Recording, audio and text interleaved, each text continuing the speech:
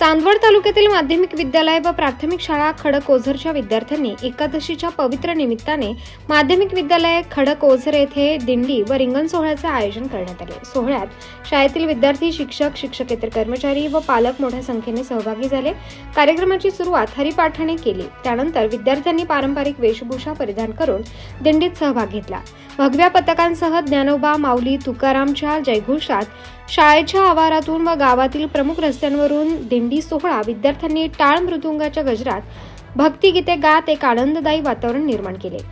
दिंडी मार्गात गावकऱ्यांनी फुलांची उधळण करत स्वागत केले। काही ठिकाणी फराळ व पाण्याची सोयही करण्यात आली होती। विद्यार्थ्यांमध्ये भक्तिभाव व सामूहिकतेची भावना बळकट झाली। कार्यक्रमाच्या शेवटी शाळेचे मुख्याध्यापक सूर्यवंशी पीके सर्व सहभागींचे आभार मानले आणि हा उपक्रम भविष्यातही सातत्याने राबवण्याचे आश्वासन दिले। दिंडी सोहळा विद्यार्थ्यांसाठी एक प्रेरणादायी व आध्यात्मिक अनुभव ठरला।